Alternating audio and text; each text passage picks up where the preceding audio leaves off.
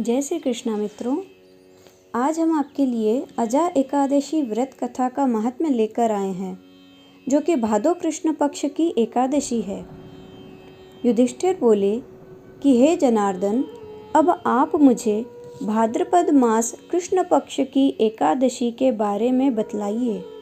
उस एकादशी का क्या नाम है तथा इसकी क्या विधि है, सो कहिए। श्री कृष्ण बोले कि हे राजन, भादो कृष्ण पक्ष की एकादशी को अजा कहते हैं। इसके व्रत करने से समस्त पाप नष्ट हो जाते हैं। जो मनुष्य इस दिन भगवान की भक्ति पूर्वक पूजा करते हैं तथा व्रत करते हैं, उसके समस्त पाप नष्ट हो जाते हैं। इस लोक और परलोक में सहाय करने वाली एकादशी की कथा इस प्रकार है। प्राचीन काल में एक चक्रवर्ती राजा हरिश्चंद्र था। वह अत्यंत वीर प्रतापी तथा सत्यवादी था। उसने अपने स्त्री तथा पुत्र को बेच डाला। वह स्वयं एक चांडाल का सेवक बन गया। उसने उस चांडाल के यहाँ कफन लेने का काम किया, परंतु उसने इस आपत्ति के काम में भी सत्य को न छोड़ा। जब इस प्रकार रहते हुए उसको बहुत वर्ष हो गए, तो उसे अपने इस नीच कर्म पर बड़ा दुख हुआ और वह इससे मुक्त होने का उपाय खोजने लगा। वह उस जगह सदैव इसी चिंता में लगा रहता था कि मैं क्या करूं। एक समय जबकि वह चिंता कर रहा था, तो गौतम ऋषि आए।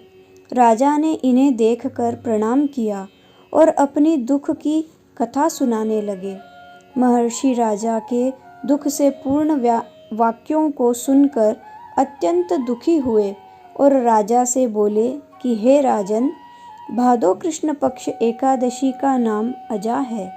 तुम उसी अजा नामक एकादशी का विधि पूर्वक व्रत करो तथा रात्रि को जागरण करो।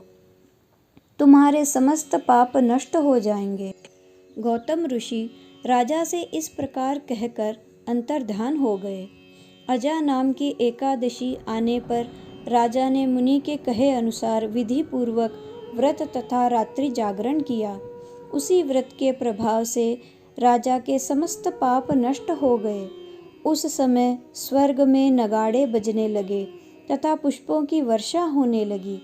उसने अपने सामने ब्रह्मा, विष्णु, इंद्र, महादेव जी आदि देवताओं को खड़ा पाया। उसने अपने मृतक पुत्र को जीवित तथा स्त्री को वस्त्र तथा आभूषणों से युक्त देखा। व्रत के प्रभाव से उसको पुनः राज्य मिला। अंत समय अपने परिवार सहित स्वर्गलोक को गया। हे राजन, यह सब अजा एकादशी के व्रत का प्रभाव था। जो मनुष्य इस व्रत को विधि विधान पूर्वक करते हैं तथा रात्रि जागरण करते हैं, उनके समस्त पाप नष्ट हो जाते हैं और अंत समय में स्वर्ग को जाते हैं। इस एकादशी की कथा के श्रवण मात्र से ही अश्वमेध यज्ञ का फल मिलता है। कथा समाप्त हुई। हमारे वीडियोस आपको कैसे लगते हैं, कृपया कमेंट करके अवश्य बताएं, ताकि हमें प्रोत्साहन मिलता रहे। और इन वीडियोस को लाइक करके आगे से आगे शेयर करते रहें, ताकि और भी भगवत भक्त इन कथाओं का लाभ ले सकें। जय श्री कृष्णा।